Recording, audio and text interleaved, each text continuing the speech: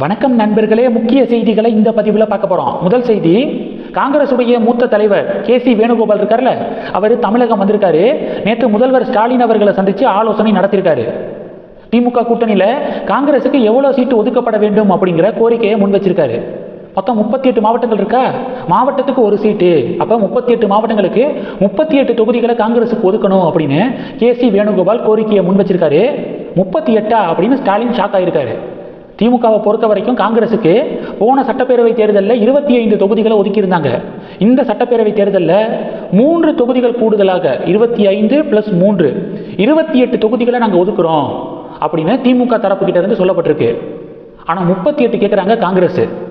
இல்லை, 38 சரிப்பட்டு வராது, கட்டுப்படி ஆகாது அப்படின்னு முதல்வர் ஸ்டாலின் அவர்கள் KC வேணுகோபால் அவர்கள்ட்ட சொல்லியிருக்காராம். மேலும் KC வேணுகோபால் இந்த ஆட்சி அதிகாரத்தில் பங்கு அப்படின்னு மாணிக்கம் தாக்கூர் கடந்த 2 மாசமா பேசிக்கிட்டு இருக்காருல்ல, அது அவருடைய தனிப்பட்ட கருத்து.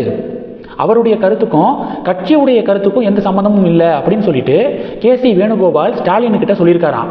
ஸோ இப்படி நேற்று மீட்டிங் நடந்திருக்கு.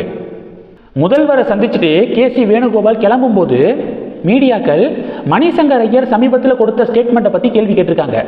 மணிசங்கர் ஐயர் மூத்த காங்கிரஸ் நிர்வாகி. அவர் என்ன தெரியுமா சமீபத்தில் சொன்னார்? இண்டி கூட்டணியுடைய தலைமை பொறுப்பை ஸ்டாலின் வகிக்கணும், இண்டி பிளாக்குடைய ஹெட்டா DMK வரணும் அப்படின்னு காங்கிரஸுடைய மூத்த தலைவர் மணிசங்கர் ஐயர் ஸ்டேட்மெண்ட் கொடுத்தாரு. காங்கிரஸில் ஒரு சில நிர்வாகிகள் இருக்காங்க, அவங்க ராகுல் முக்கியமா ஸ்டாலின் முக்கியமா அப்படின்னு கேட்டால் ஸ்டாலின் தான் முக்கியம் அப்படின்னு சொல்லுவாங்க. தமிழகத்தில் இருக்கக்கூடிய ஒரு சில காங்கிரஸ் நிர்வாகிகள், உதாரணத்துக்கு செல்வ பெருந்தகை அவர்கள், மணிசங்கர் ஐயர், இவங்கெல்லாம் காங்கிரஸுக்கு ஃபயர் விடுறதை விட திமுகவுக்கு தான் ஃபயர் விட்டுக்கு இருக்காங்க. ஸோ அந்த வகையில் மணிசங்கர் ஐயர் சமீபத்தில் இண்டி பிளாக்குடைய தலைவராக ஸ்டாலின் தான் இருக்கணும் அப்படின்னு ஸ்டேட்மெண்ட் கொடுத்தாரா. இதை KC வேணுகோபால் கிட்ட மீடியாக்கள் கேள்வி கேட்டிருக்காங்க. KC வேணுகோபால் என்ன தெரியுமா பதில் கொடுத்தாரு? மணிசங்கர் ஐயருடைய ஸ்டேட்மெண்ட்டு அவருடைய தனிப்பட்ட கருத்து, கட்சியுடைய கருத்து கிடையாது அப்படின்னு சொல்லிட்டு KC வேணுகோபால் பதிலடி கொடுத்துருக்காரு. இது சம்பந்தமாக மணிசங்கர் ஐயரை பிடிச்சி News 18 கான்க்ளேவை அட்டன் பண்ணியிருக்காரு மணிசங்கர் ஐயர். அவர்கிட்ட KC வேணுகோபால் உங்களுடைய ஸ்டேட்மெண்ட் கட்சியுடைய ஸ்டேட்மெண்ட் கிடையாதுன்னு சொல்கிறாரு KC வேணுகோபால், உங்களுடைய பார்வை என்ன அப்படின்னு மீடியாக்களுக்கு இதுதானே வேலை. இவங்க சொல்கிறத பற்றி அவங்க கிட்ட கேட்குறது, அவங்க சொல்கிறத பற்றி இவங்க கிட்ட கேட்குறது, மொத்தத்தில் 2 பேரும் அடிச்சுக்கணும், TRP ரேட்டிங் ஏறணும். இதுதான் மீடியாக்களுடைய பேசிக்கான தாரக மந்திரம். அந்த வகையில் மணிசங்கர் ஐயர்கிட்ட கேள்வி கேட்கப்பட்டிருக்கு. மணிசங்கர் ஐயர், KC வேணுகோபால் பிறக்கிறதுக்கு முன்னாடியே நான் காங்கிரஸில் இருந்தவன், ராஜீவ்காந்தியோட நான் ஒர்க் பண்ணவேன் அப்படின்னு சொல்லிட்டு மணிசங்கர் ஐயர் பதில் கொடுத்துருக்காரு. அடுத்து அந்த News 18 சம்மிட் இருக்குல்ல, அதில் அண்ணாமலையும் கலந்துக்கிட்டாரு. அண்ணாமலை கேட்ட கேள்விகளுக்கு வழக்கம் போல் அதிரடியாக பதில் கொடுத்துருக்காரு. நார்மலாக ஒரு ஆசை இருக்குது, என்னென்னா நீங்கள் அமெரிக்காவில் பிரசிடென்ட் எலெக்ஷன் வரும்ல, அப்போது ட்ரம்ப்பு யாரெல்லாம் பிரசிடென்ட் கேண்டிடேட்டாக கட்சி சார்பாக நிறுத்தப்படுறாங்களோ அவங்க ஒன்றா ஒரே மேடையை ஷேர் பண்ணிக்குவாங்க. நெறியாளர் 2 பேருக்கிட்டையும் கேள்வி கேட்பாங்க. அந்த கேட்கக்கூடிய கேள்விகளுக்கு 2 பேரும் பதில் சொல்லணும். அதை நாட்டு மக்கள்லாம் பார்ப்பாங்க. இப்படி பிரச்சாரம் நடக்கும். இப்போ அசம்பிளி எலெக்ஷன் அப்படின்னா முதல்வர் வேட்பாளராக கட்சி சார்பாக யார் முன்னிறுத்தப்படுறாங்களோ அவங்க அரங்கத்துக்கு வரணும்.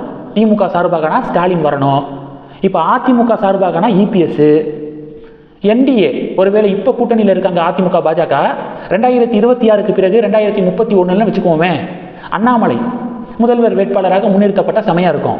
அப்போ அண்ணாமலை அரங்கத்துக்கு வரணும். நாம் தமிழர் கட்சி சார்பாக சீமான், TVK சார்பாக விஜய் எல்லாமே அரங்கத்துக்கு வந்து மேடையில் உட்காந்து நெறியாளர்கள் கேட்கக்கூடிய கேள்விக்கு பதில் கொடுக்கணும்.